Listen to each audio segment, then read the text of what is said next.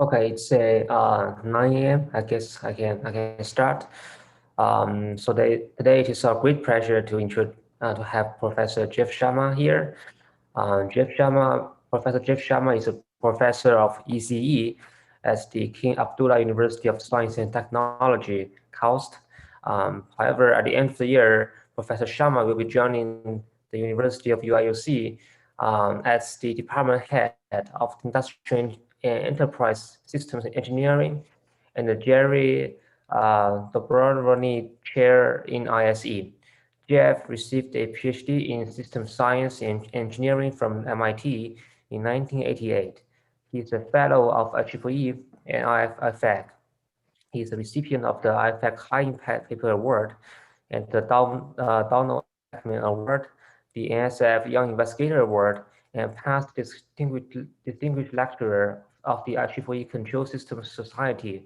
And Jeff is currently serving as the editor-in-chief for the IEEE Transactions on Control of Network Systems. And today, Professor Sharma will tell us about the long and short of stochastic stability in multi-agent systems.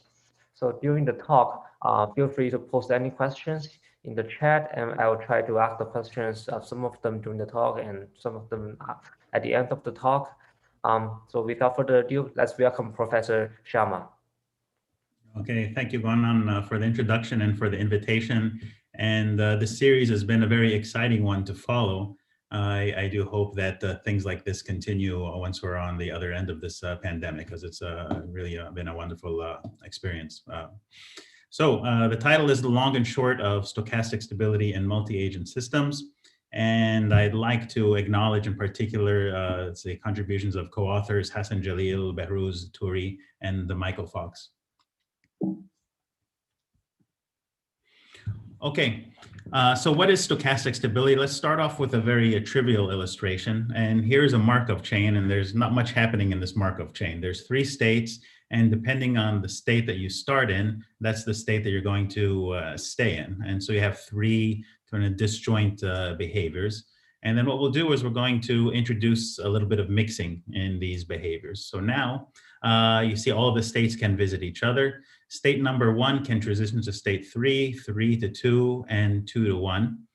And if you stare at this one just for a little bit, you can kind of see what's going on here is that the mixing has been introduced through a small perturbation.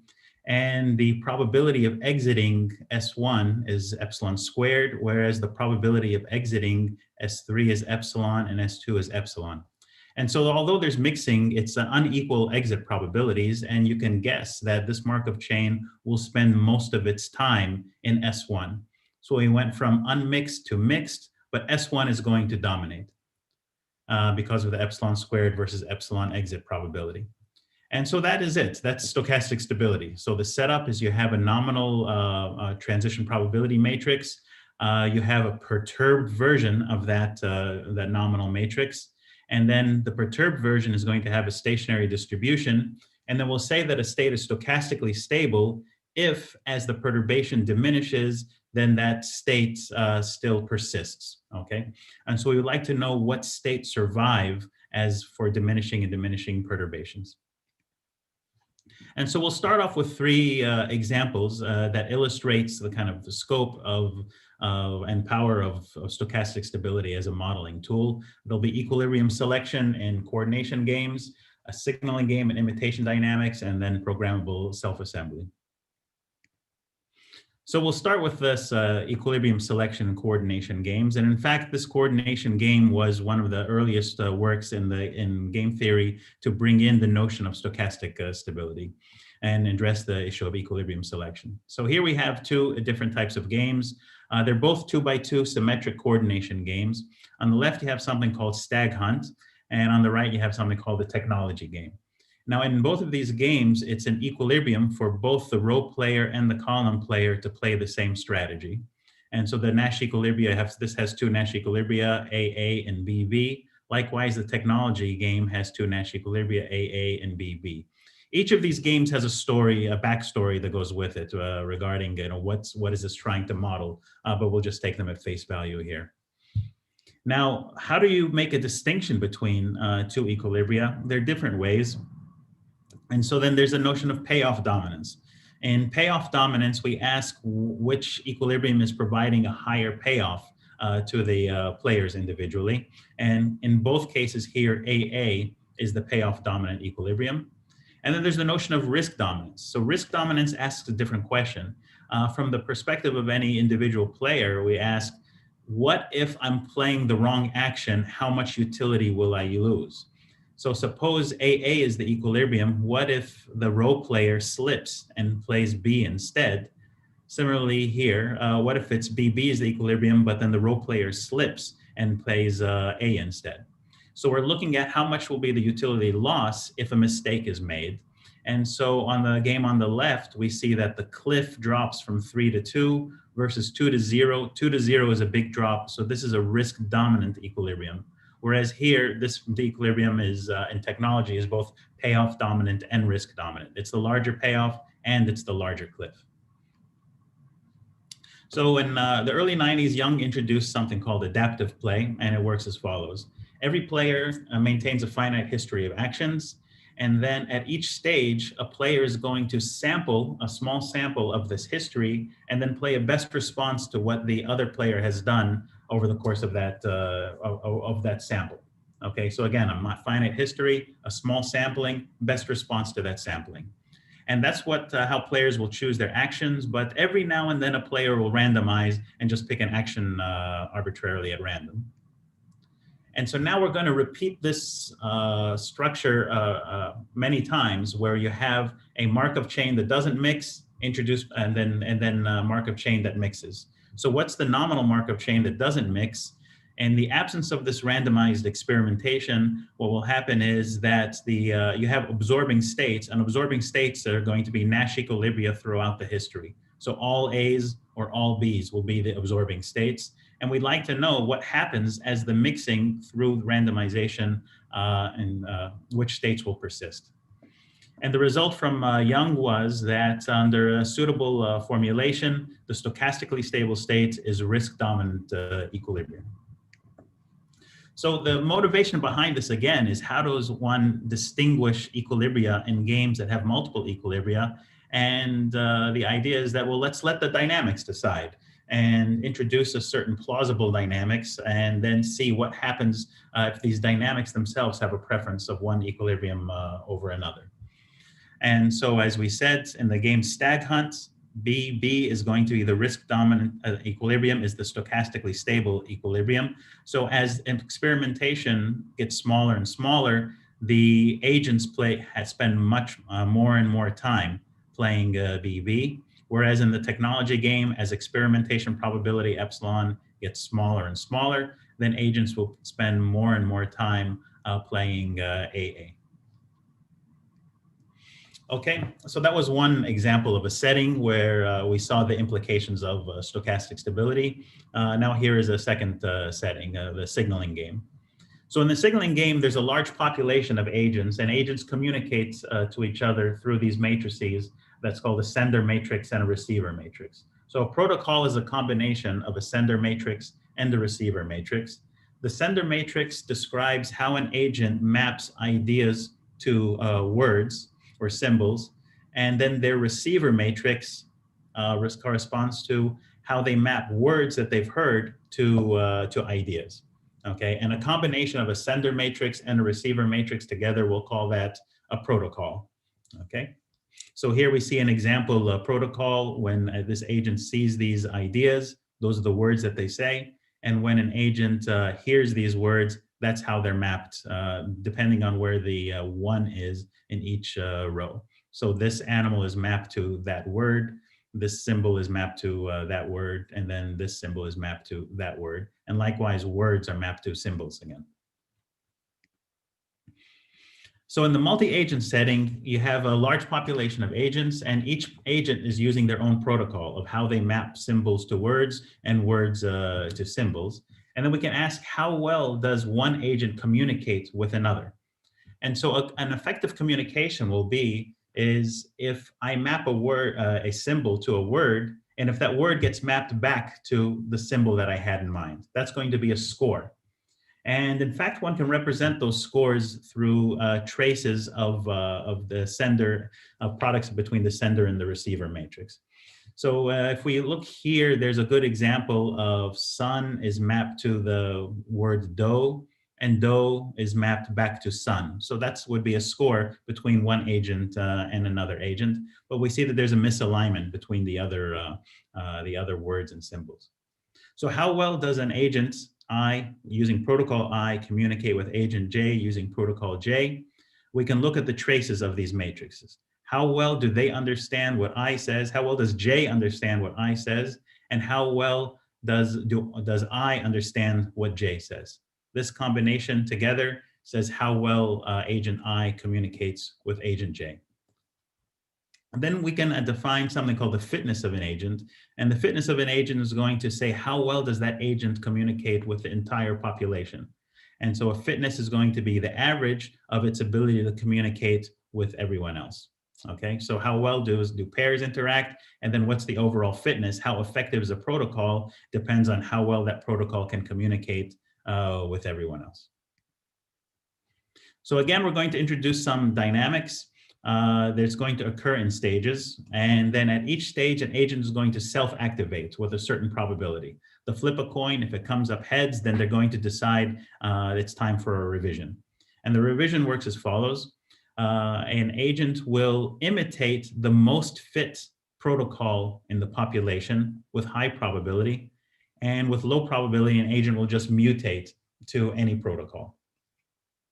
Okay, so again, we have this situation of a perturbed Markov chain, a perturbed behavior, and we'd like to ask the question, what happens when the perturbation is 0? And then what happens when the perturbation diminishes and becomes smaller and smaller?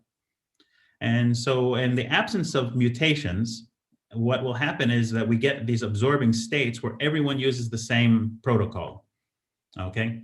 And because when everyone's using the same protocol, then it automatically is the most fit protocol because it's the only protocol being used by the population. So these are the absorbing states. Once we get stuck in this kind of everyone's using the same protocol, there's no way out. But now we're going to introduce randomized mutations and then and see which protocols persist as the perturbation probability gets smaller and smaller.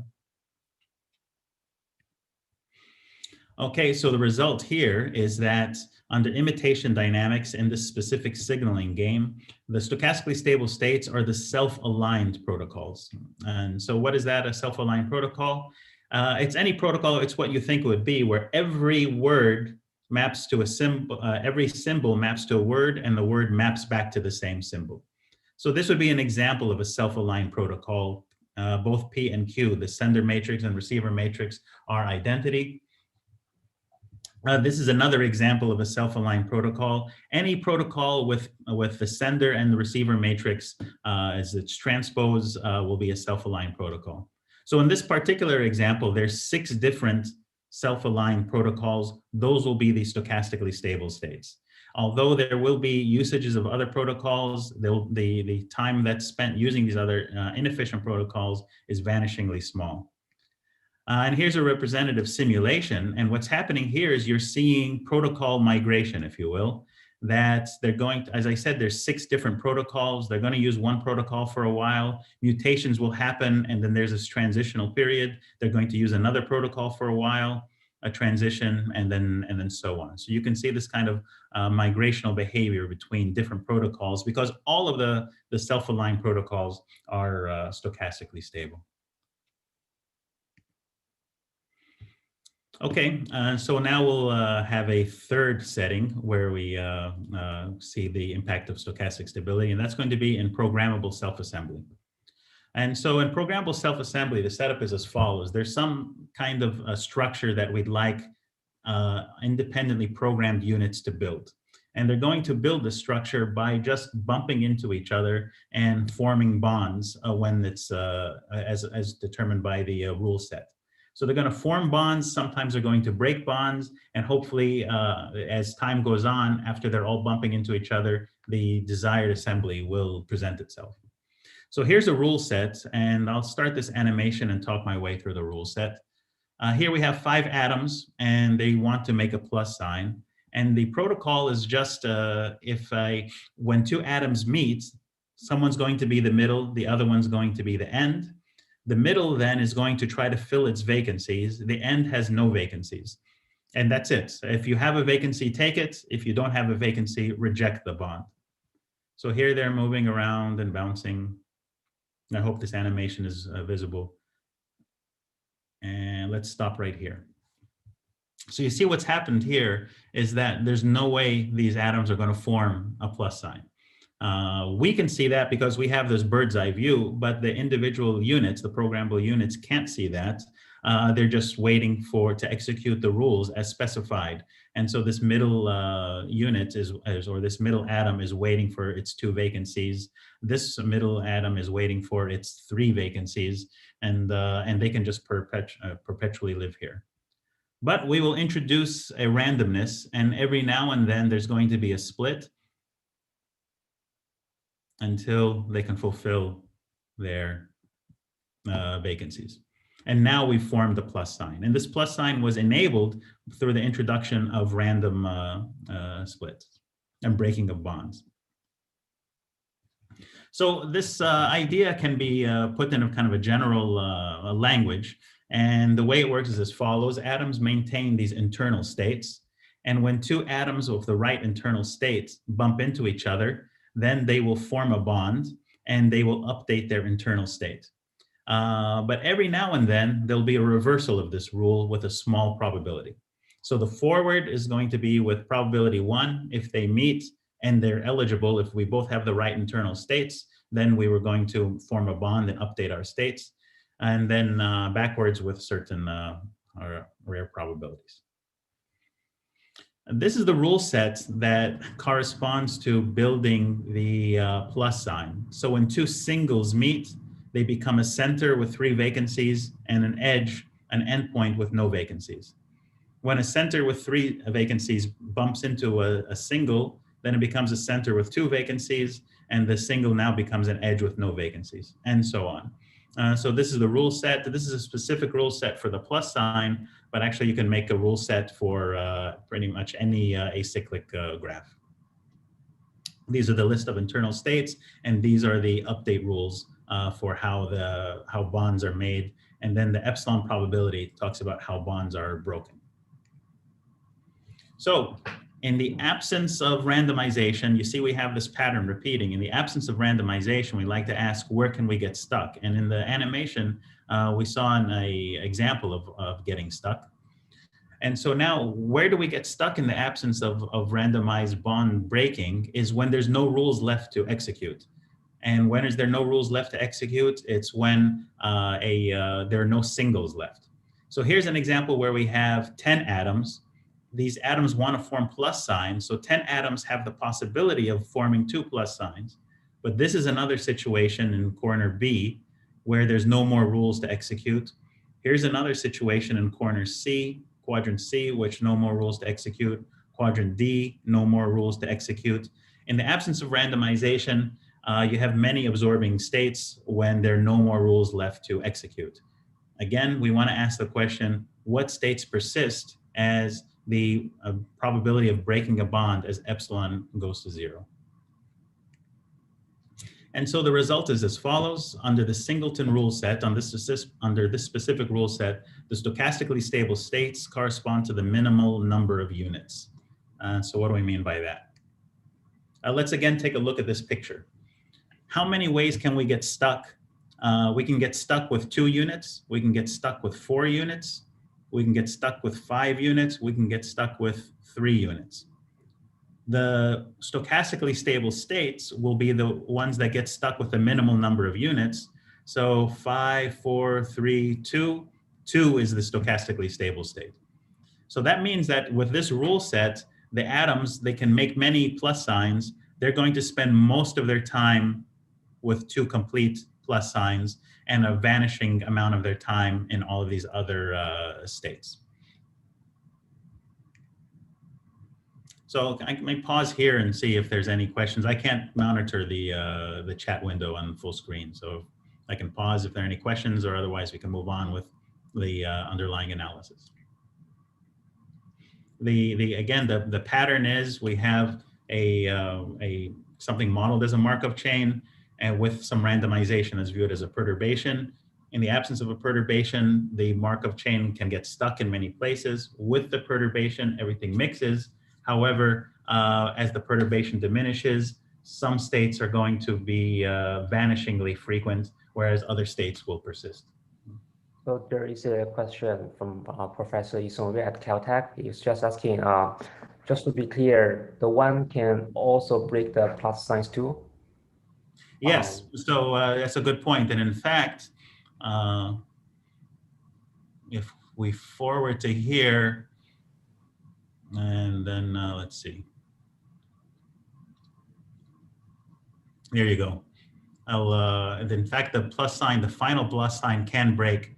And so this particular protocol, which is the singleton rule set, will have the final plus sign breaking. There are more sophisticated protocols, slightly more sophisticated, where the last bond actually is, we call it the linchpin protocol. And when the last bond is formed, then it will lock and it will not dissolve again.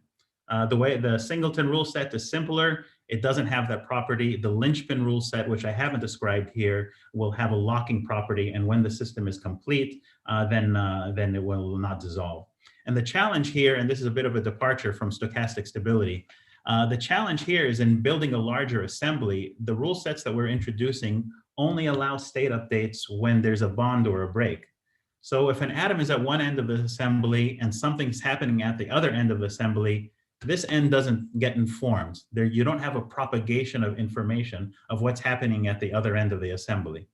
And so how do I know that it's finished when I'm at one end and I'm not seeing what's happening at the other end? And if you build your protocols correctly, then that can happen. In fact, the singleton rule set can do that too. Just get rid of the epsilon here on the very last rule. Okay, so then when A has one vacancy, when it fills that one vacancy, don't reverse this particular rule, and then you will get this property that the plus signs will form and lock.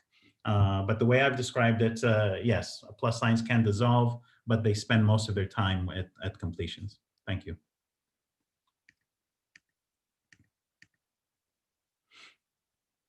Okay. So let me talk a little bit now about the analysis of stochastic stability. And it's in terms of the stationary distribution, but the analysis is not reliant on computing a stationary distribution. And the way the analysis works is as follows. So now what we're going to do is we're going to replace transition probabilities with a number that's called the resistance. And you can think of the resistance as well, here's the mathematical definition, as the order of the perturbation that's required to execute that transition. And so, for example, without a perturbation, this transition can happen. So it has zero resistance. It could have happened even without the perturbation. Whereas this, from 1 to 3, that has resistance of 2. That's an epsilon squared event. And then from 3 to 2, that's a epsilon, that's a resistance of 1. And then from 2 to 1, that's a resistance of 1. Okay, so what we've done is here, we've replaced the actual probabilities with just what's the order of epsilon that would we be required to do that to transition, and we're calling that the resistance. And then again, the tool that was developed in this early 1993 paper on coordination games said that a state is stochastically stable if and only if it's the root of a spanning tree with minimum total resistance. So again, what does that mean? Here are 3 spanning trees that follow these transitions. And with each spanning tree, this one is rooted in S1, this one is rooted in S2, this one is rooted in S3. Let's add up all of the resistances that are on these labels, and the one that has the smallest total resistance, that's going to identify the stochastically stable state. So if we do that in this particular trivial example, we see that this tree has the lowest total resistance, and that corresponds to a tree rooted in S1. And we knew already that S1 was going to be the stochastically stable state just by inspection, and that's reaffirmed by this resistance tree analysis. So all we have to do is form all spanning trees rooted in all states and find the one of a minimum total resistance, which sounds daunting, and it is daunting, but actually that's not how the analysis goes. That is a possibility. Enumerate all states, enumerate all spanning trees rooted in those states, find the one of minimum resistance, but rather the analysis takes a more subtle tack, and it works as follows. Let's take a candidate tree. So this candidate tree is rooted at the state, and its total resistance is 1 plus 3 plus 2 plus 1. But with this candidate tree, it could be that I can rewire the tree so that what used to be the root is brought over to here, okay? And then by introducing this arc, we remove that arc. So what you see is we've taken a tree and done some surgery on the tree by removing and replacing arcs to make it rooted somewhere else, and the resulting new tree has a lower resistance. And so as a result, we can conclude that this state, which was the candidate root, cannot be stochastically stable because a tree rooted at that state can be rewired to make a tree rooted at another state that has lower resistance. So in this way, we can rule out classes of states and by reconfiguring trees, not by enumerating them, but rather by reconfiguring. And in fact, all of the examples that I mentioned, whether it's coordination games or the signaling game with imitation dynamics or stochastic stability, they all, I'm sorry, not stochastic stability, the self-assembly, they all follow this, this style of proof, where you show that a candidate's stochastically stable state cannot be such because you can reroute the tree, make it rooted somewhere else, and then and therefore you can disqualify it as stochastically stable. All right, so a recap where we are thus far. We showed 3 examples, and I hope these examples show the versatility of stochastic stability as a modeling paradigm. We mentioned resistance trees without going into too much depth, but we kind of covered the essence of it, and in that the proofs are not through enumeration of resistance trees, but rather a rerouting and reconfiguration of resistance trees. And there's here's a handful of references that talks about the underlying theory, its application to games, or its application to other settings ranging from windmills to matching. One of the theory references I like to highlight is the one by Friedland and Wenzel, which is actually talking about stochastic stability for dynamical systems, not just finite state Markov chains. And the early paper by Foster and Young looked at the specialized case of this setting to finite state Markov chains, where you can actually do computations through the resistance tree rerouting and reach hard conclusions, with some analysis, pencil and paper analysis, rather than a computational approach. Okay. And so with that, I'll now talk about, that was intended to be more of a tutorial introduction to stochastic stability, illustrating its as a modeling paradigm and how the analysis works. And now we'll talk about some more recent results in dealing with stochastic stability, and we'll see where the long and short comes from. But right now we're still with the long, and we're going to now go back to population games. And so what is a population game? I saw a hand raised there. Yeah, so if there's a question. Mm-hmm. Yes, so when we say that we can eliminate a state because we were able to reconfigure the tree, but we are now eliminating the tree, but not the state. We can find another tree rooted at this specific state with like minimum, right? Yeah, that's a good point. So then the way it works is that given a tree at that state, you can always disqualify it by rerouting that tree.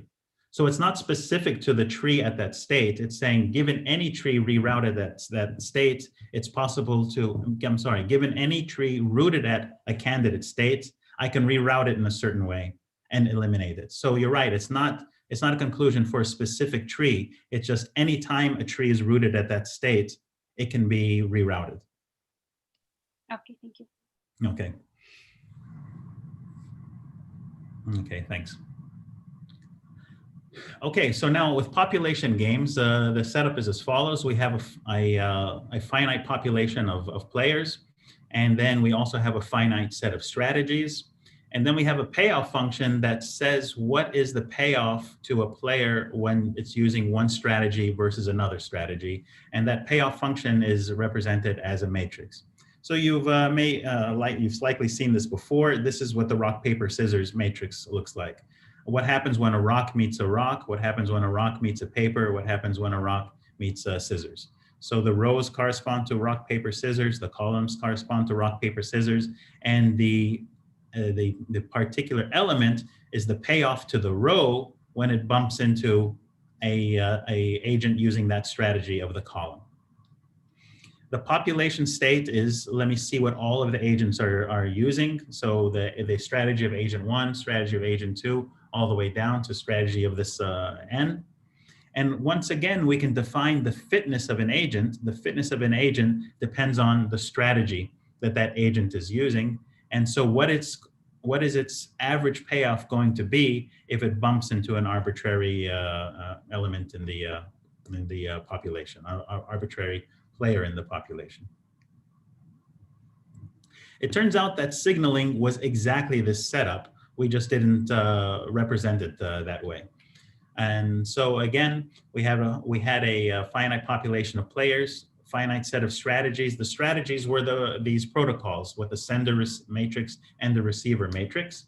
And so we can enumerate all protocols as rows, re-enumerate them all as columns, and then the element will be how well does one protocol interact with another protocol. And so then this is going to be the value that enters a particular element of that matrix. Again, how does one understand the other, and vice versa. The population state is the set of all protocols that are being used per agent. And then we asked what is the fitness of an individual agent. And this equation, we saw it before as how well do they communicate with others in the population. So now we'll mention something called an evolutionarily stable strategy, which is a very well-known concept that asks the question in population settings, what happens when there's a rare event of a invading population over an incumbent, okay? And so here's the setup. Suppose we're at a homogeneous state where all of the agents are using the same strategy. However, in comes a group of invaders. And so now the new state is a bunch of incumbents with a smaller number of invaders. So what we can do is we can ask, what is the fitness of the incumbents and what is the fitness of the invaders? And just using our usual fitness formula, it's this equation here. And then the fitness of the invaders is how well do the invaders do against the incumbents, but there's a lot of the incumbents, and how well do the invaders, support each other, but there's only a few invaders. Identify the fitness of incumbents, the fitness of invaders, and an evolutionarily stable strategy is one such that the incumbents have higher fitness than the invaders, as long as they're very well outnumbered. So this is the definition that you'll usually see in texts. A strategy is an evolutionarily stable strategy if this inequality holds, and this inequality is exactly that. This left-hand side is the fitness of the incumbents. This right-hand side is the fitness of the invaders. Lambda is the fraction of the population that's an invader fraction. And so if the incumbents are more fit to invaders, we'll say that this strategy is robust to invasions. And if it's robust to all invasions, wherever they come from, it's an evolutionarily stable strategy. Here are two examples where we have three strategies. It turns out with this example on the left, there's exactly one evolutionarily stable strategy, and that is the first strategy, strategy number 1. In this example on the right, just again to illustrate, there's no evolutionarily stable strategy. So a game need not have any evolutionarily stable strategy. So here's some simulations. The simulation on the left uses some dynamics that I haven't talked about. It's called pairwise proportional dynamics. And the way it works is as follows. When one agent meets another, it might adopt the strategy of the other according to how much more fit the other agent is that it just met. So there's the percentage of other agents. What's the likelihood that an agent is going to bump into another? And then if the other is doing better, the bigger the better, the more likely the one is going to adopt the strategy of the other. Under pairwise proportional dynamics, what will happen is that if something is an evolutionarily stable strategy, then it is a local attractor. So here what I did in this simulation, I started the population off at 94% S1, and then some combination of the others at 6%. And as time went on, gradually the population drifted to everybody's using the evolutionarily stable strategy. Now here's the very same game with different dynamics. Here we're using imitation dynamics. Imitate the fittest with high probability and mutate with low probability. This game has it's the same game left and the right. It has a unique evolutionarily stable strategy that persists for a while, but once the mutations kick in, it disappears. It turns out that the evolutionarily stable strategy is not stochastically stable under imitation dynamics. Once it disappears, it's going to be very infrequent, whereas the other two strategies, red and green, are stochastically stable. They persist, and once again, we see a migration from red to green. So, this puts us in a bit of a quandary here, is that we have this notion of evolutionarily stable strategies, but it was defined without mentioning the dynamics. And so kind of stability conclusions have to include what are the underlying dynamics under consideration. We see that it can make a difference. And so let's continue to probe imitation dynamics, but let's see if we can use the simple analysis of evolutionarily stable strategies to apply to imitation dynamics in general population games. Again, the ESS appeal is its computational simplicity. Let's mimic that approach, but now make the conclusions for stochastic stability with a recognition that the notion of that the conclusions are going to be sensitive to the notion of stability and the specific dynamics. So with that, we're going to introduce something we call the transitive stability graph, or TS graph. And it works as follows. The nodes are going to be the strategies, and the edges are going to be determined by this inequality. You'll notice that this inequality is the same as the ESS inequality, but in reverse. So instead of asking when is a strategy immune to invasion, we're going to ask when is a strategy susceptible to invasion. And if it's susceptible invasion, we're going to introduce an arrow. And so for this particular payoff matrix, we have 4 different strategies. We see that if we apply this inequality, 1 is susceptible to 2, 2 is susceptible to 3, 3 is susceptible to 1, and 4 is not susceptible to invasion by anyone. 4 happens to be an evolutionarily stable strategy using the original definition, but here we have some susceptibility dependencies. And so that's the TS graph. So here's, again, what TS graphs could look like. It could look like the one that we just mentioned. Here's another TS graph. 3 is susceptible to 1, and then 1 to 2, 2 back to 1. And here's another 4 to 5 and 5 to 4, but there's no cross susceptibility. So what's important in the TS graph is these terminal classes. If you're doing a random walk, where could you get stuck? You can't get stuck at 3, it's a transient, but here is a terminal class getting stuck between 1 and 2. Or here's another terminal class getting stuck between 4 and 5, and here are the main results. So under imitation dynamics, if you draw the TS graph, what does it correspond to? Again, it corresponds to susceptibility. There's an edge if and only if there's a potential for invasion by just 1 mutation. It's a resistance of 1 event. If there's an evolutionarily stable strategy, it's terminal class of its own. Okay, like we see here with 4. If a strategy is going to be stochastically stable, it has to be part of a terminal class. So this one on the left These all could be stochastically stable. These all could be stochastically stable. Actually, everything could be stochastically stable. We can't rule anything out. Here on the one on the right, 3 is not a member of a terminal class, so it cannot be stochastically stable. We can rule it out. But then we still are stuck with some ambiguity. And then finally, we say that the terminal classes have an all or none property. If we're in the same terminal class, if 2 states are in the same terminal class, if one is stochastically stable, the other one is also stochastically stable. So 1 and 2, if either is, then both are. Similarly, 4 and 5, if either is, then both are. With 3, it cannot be because it's not part of a terminal class. So with this graph, we can't make complete conclusions, but we can get some hint into what's happening. And so, yes, the TS graph is sometimes inconclusive, but it turns out that it's maximally conclusive in the following sense. Many payoff matrices can result in the same TS graph. And then given any TS graph with terminal classes, it's always possible to create a payoff matrix that's consistent with the graph and makes any particular terminal class the stochastically stable states. And so here is a matrix on the left for which 1 and 2 is stochastically stable. Here's a matrix on the right for which 4 and 5 is stochastically stable. They both produce the same TS graph.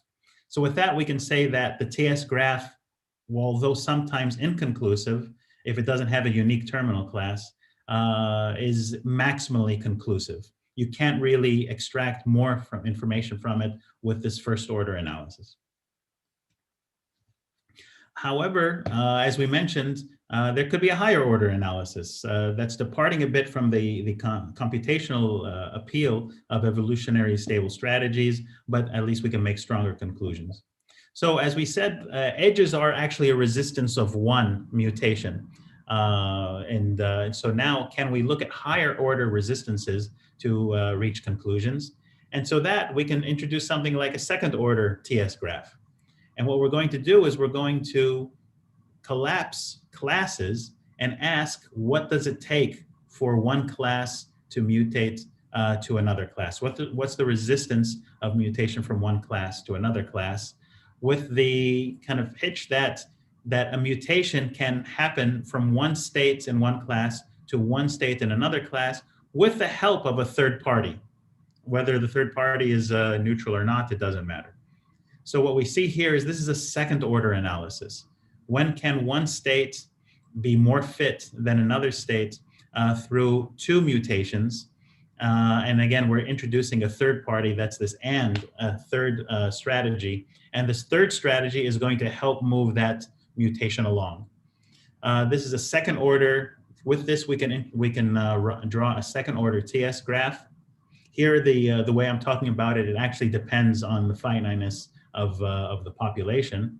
But it turns out that the second order graph can distinguish between what used to be not distinguishable. This was the TS graph of first order. Here was a matrix that made 1, 2 the stochastically stable class.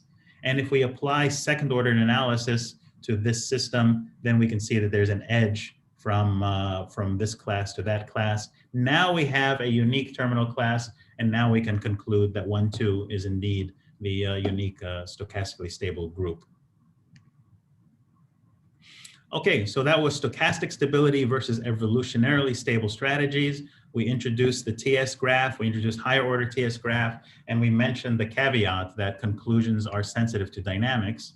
And now we'll get to, that was the long, and now we'll get to the short of stochastic stability and talk about not what happens at steady state, but what happens in the path to steady state.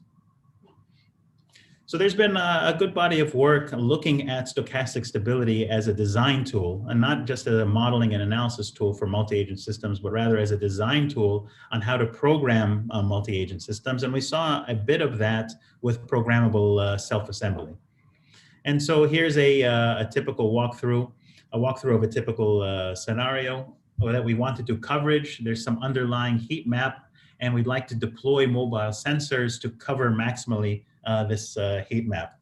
The heat map is unknown a priori. They're going to go out and discover it and then sit where the coverage is effective. So let's model this as a game. The players are these mobile sensors. The actions that they take are going to be where do they place themselves on this graph. The global objective of a system planner is the total coverage. But now we're going to incentivize the agents with a utility function. They're players in a game, and their coverage is going to be how much do they exclusively cover. Okay, so how much, what is the global coverage with the agent in the room? What is the global coverage with the agent out of the room? They only get points for things that they exclusively covered, because if they disappeared, then that area would still be covered. So their local utility is exclusive coverage. That results in a potential game, although I'm not defining potential game. And under a variety of stochastic learning rules, the optimal coverage is going to be the stochastically stable state. And so here's a visualization of a handful of agents trying to, actually in this case, we have a time varying environment, a drifting environment. And we see it from bird's eye view. They don't see it from bird's eye view. So it looks like a couple of agents are lost, but they're actually, that's an expression of their mutation, in the sense that they sometimes move to areas that are not rewarding in the hopes of finding something, because again, they only see what's surrounding them. And then through the implementation of this variety of stochastic learning dynamics, then we can show that the stochastically stable states is going to be optimal coverage. They spend most of their time covering the environment in the best way. So here are two different rules, and so this is a bit as a busy slide, but you can just think of this as noisy best response.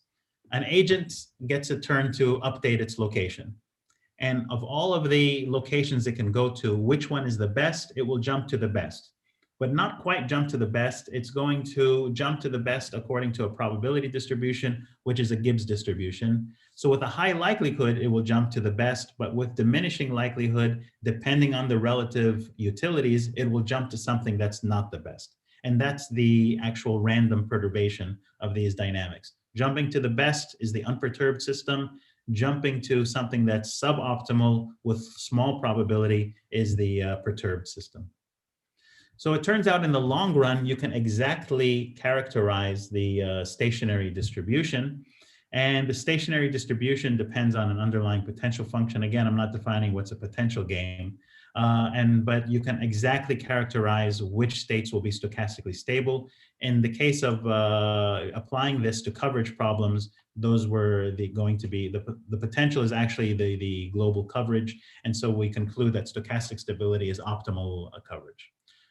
This is noisy best response. Go to the best action that I have with high probability. Then there's another dynamic that's noisy better response.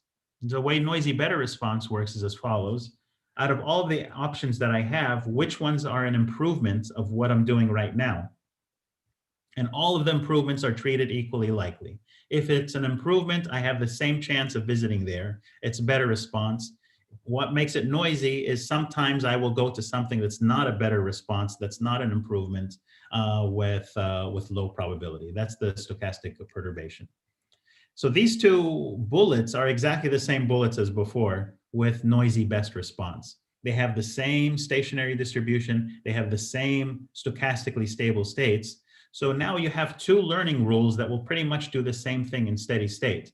The same stationary distribution, the same stochastically stable states. How can we distinguish these learning rules given that they have the same long-term behavior?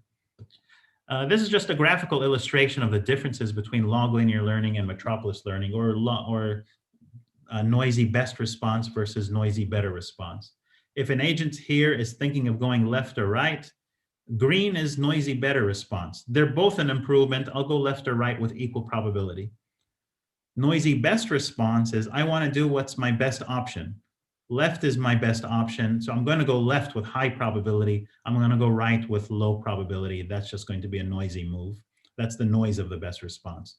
And so this is kind of, again, a visualization of the differences between these learning rules. However, for potential games, you get the same stationary distribution, the same stochastically stable states. How can we distinguish them? So we're going to look to transient behavior, which is the short of stochastic stability, if you will. to try to make this distinction. We've seen this kind of thing actually before. For example, in epidemics modeling, there's this notion of metastability, and here's how it manifests itself with epidemics modeling.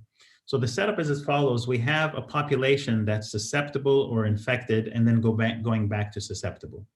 And the probability of going from susceptible to infected depends on some parameter, and it depends on how many infecteds there are.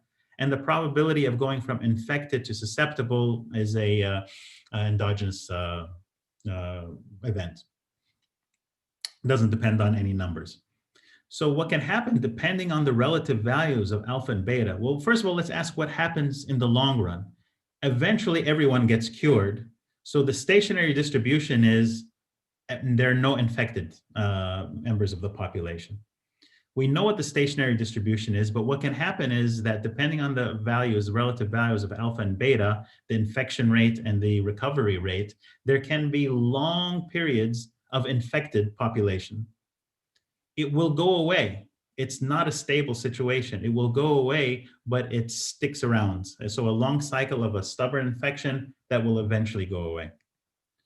This also happens in the population game, and so this is an illustration. Remember, in this game, we had one evolutionarily stable strategy that pretty much disappears. What we're seeing here is where I changed the revision probability. So an agent self-activates with lower probability than in the previously. And what will happen is blue still disappears, but they'll go through this long cycles of red-green exchanges until one of them emerges victorious. And then there's a mutation, and then there's this long cycle of red-green. It's a transient effect. And as the mutations diminish, this happens less and less frequently over the long run. A long cycle of exchanges, and then red appears. A long cycle of exchanges, red still appears. Red and green are stochastically stable, but we have these long cycles of exchanges. So it turns out that the word cycle is not an accident. There is a notion of a cycle for a Markov chain, and it's exactly that. Set of states is a cycle if it has these two properties, that the probability of exiting before I visit everyone, it visits everyone within the cycle is diminishing exponentially, and the expected number of visits to other states within the cycle is growing exponentially as the perturbation diminishes. That doesn't mean that a cycle is stochastically stable. It just means that it's sticky. And when we enter a cycle, we're going to spend a lot of time in a cycle before breaking out and moving on to a stochastically stable state. What's the difference is that stochastically stable states are even stickier. And then, but still we can go through these cycles on the route to stochastic stability. So these cycles exactly capture the notion of metastability. And there's a algorithm that's called cycle decomposition analysis. And we won't go through this algorithm, but what can happen is that you can have cycles within cycles. And it's a way to hierarchically build cycles that are in growing and growing size. So here's an illustration of the outcome of cycle decomposition analysis. And what we have here is actually I is the only stochastically stable state, but this is a cycle. And if you want to ask, how did we get here? We got here by transitioning from state A. But what's happening inside this cycle? This is now a zoom in.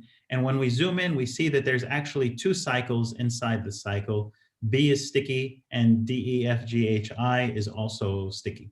Okay, C is not going to be sticky. It's going to transition to either B, this cycle, or this group cycle. What's happening inside this circle? Well, let's open it up. And this is what cycle decomposition analysis tells us. It tells us G is just passing through, but it's going to trade off between these two cycles and all the way back. And so we see that cycle decomposition analysis, and this again, in this example, I is the stochastically stable state, but we can kind of see what would happen if we started at A and where we would get stuck along the way.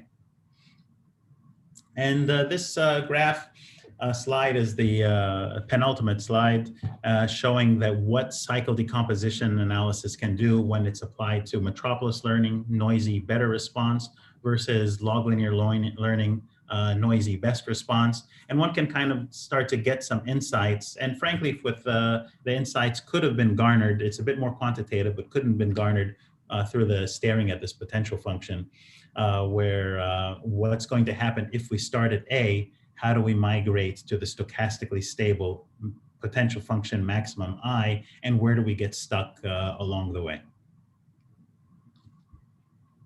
Okay, so concluding remarks, we gave a tutorial introduction to stochastic stability. What's its definition? How is resistance trees used to make inferences about stochastic stability? We showed its versatility in modeling of different settings, coordination games, signaling games with imitation dynamics, programmable self-assembly. Now, one critique of stochastic stability is that the conclusions depend on the perturbation. That's not just a critique. I mean, that's what it's all about. As you know that, for example, with this trivial one, if we put the epsilon squared somewhere else, then a different stochastically stable states would have emerged. So the perturbations have to have some grounding of saying this is the right perturbation. But if you want to just create a perturbation that makes something stochastically stable, one can reverse engineer a perturbation to make pretty much anything you want stochastically stable. And so then the perturbation has to be grounded in some way so that we have confidence in the stochastic stability conclusion. We talked about the difference between evolutionarily stable strategies, a very widely known concept, and stochastic stability. They're not the same. The TS graph was what emerged in that discussion. But again, the caution here is that conclusions depend on dynamics. And then finally, in the short of stochastic stability, what happens in the short run, we see that cycle decomposition analysis can offer some insights into how to distinguish two behaviors that have the same stochastically stable states, the same stationary distributions. And I think that this is something that deserves a bit more attention, even with, say, distributed optimization. Instead of the question of what happens in the long run and what's the rate of convergence to the long run, say if I put a hard constraint on time, say what's the best I can do in the short run, and the answer might not be truncate what's the best convergence rates in the long run. And I think that this last bullet is representative of that mindset of, instead of asking what happens in steady state, what happens on the way to steady state, and that could be an alternative model of how to assess different either dynamics or algorithms. And with that, thank you very much. Okay, thanks so much for the wonderful talk. So now it's the Q&A time. If you send in questions, feel free to post in the chat box or directly unmute yourself and ask Professor Shamma. Thanks, Jeff, for the talk. Actually, I have a question related to deep learning. Actually, I think evolutionary strategy is more and more popular in deep learning right now. So instead of doing backpropagation, people just search network architecture and do like some mutation on that. So I'm wondering if you think there's some connection, or like, is there a chance to apply some insight or tools here to analyze the stability of this kind of new like strategy in training deep neural networks? Mm-hmm. And so this connection actually is there. I mean, the metropolis learning is in fact a multi-agent version of, say, something like simulated annealing, where I have a noisy move to a better response. And so really the focus here has been about what happens in the multi-agent setting, but the connection is already there. And these ideas have been around also for various evolutionary algorithms, whether it's simulated annealing or genetic algorithms and the like. That connection is there, and as a modeling device for multi-agent systems, I think that's where the novelty has been. Thanks. Thank you.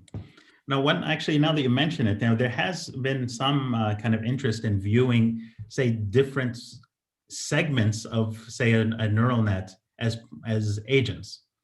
So then not the whole neural net is one agent, but then a multi-agent connection would be, say, for example, a layer is an agent and another layer is an agent. And now you're looking at a bit of a different setup where they're not moving, they're not updating weights in unison or in coordination deliberately, but rather indirectly, as we saw in coordination games. So that's where a different type of connection between these tools could be made by the same neural net being viewed as multiple agents. So there is a question from the chat box from Shonak. I apologize if I pronounce it incorrectly. So the question is that regarding the multi-agent sensor coverage problem, is it an assumption that the agent can evaluate what its utility will be if it were go to a particular location, and therefore it can define the distribution? So there's two, the short answer is yes. And so, but the evaluation is a local evaluation. So it doesn't have a bird's eye view like we showed in the picture. So there is an assumption that it can do a local evaluation. Now, depending on the formulation, that could be based on a communication, or it could be based on a go there, see what's the situation, and then decide, should I stay or should I go? So it could actually be based on a actual motion to a new location, and then sensing of what is my coverage contribution in this new location, and then making a decision to return or to stay. Or it could be based on a local communication. But yes, there has to be that underlying ability to say what is the value of a location, either through communications or through local sensing.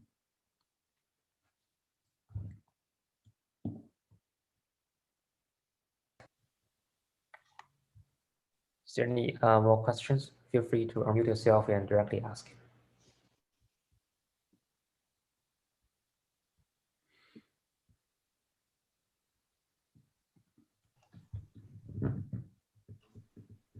Hi, I have another question, if I may.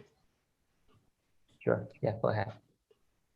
So hi, Jeff. So this is a follow-up question. So with respect to this, the log learning mechanism or the approach, what are the similarities of this one and something like multiplicative updates in some sense? Mm-hmm. So I'm thinking of multiplicative updates as no regrets strategies, and I'm just placing it in that larger class. In that comparison, you're going to have no regret strategies having faster convergence rates. You don't have the guarantee that it will be asymptotically optimal, but then you do have the benefit of faster convergence rates. And so there it would be instructive to look at things like price of anarchy. Say, given that I'm going to converge to a whatever class of solution concept, I'll get there fast. And then what's going to be the guarantee in getting there? And so you gain in the speed, you lose in the asymptotic optimality. That's not an expected trade-off. I don't know what is the state of things like no regret dynamics with constrained motions. So when the coverage game we're doing, you could do no regret, but it would be no regrets over my local window. Yeah. Am I going to still be able to migrate to do full coverage through a kind of a succession of no regret evolutions? I would guess yes, but I haven't seen a paper along those lines, but that's something that's of interest. Got it. Thanks. Thanks again, Jeff. Thanks.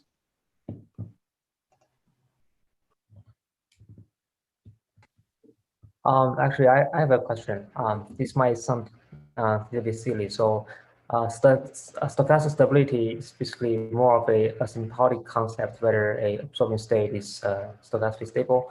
I'm wondering whether the notions like the resistance graph here or the potential of the spanning tree has anything to do with the mixing time of or the finite time convergence to that absorbing states. That's my question. Mm-hmm. So it turns out that becomes apparent in particular in the cycle decomposition analysis. When you do the cycle decomposition analysis, you'll get these numbers that are related to the escape time of a cycle. And so then the bigger the coefficient is going to be, the stickier that, that cycle is. And then that's related to the escape time from that cycle. Yes. So then it could be so there's two, there's would be two flavors of mixing time. There's the mixing time is how long does it take for me to get to stationary distribution? And it could be to get to the stationary distribution, I have to escape many cycles along the way. Whereas, and then once I get there, how long am I going to stay there before exploring around?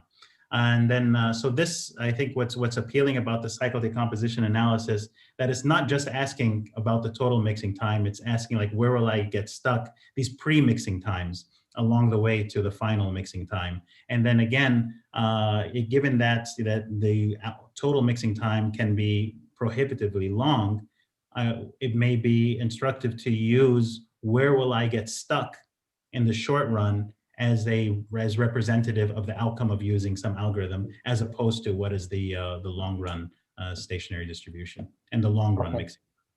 Okay, thank you. Thanks. Okay, so in the interest of the time, maybe let's say conclude today. Thanks again, Professor Shamma, for giving this wonderful talk, and thanks for everybody for attending.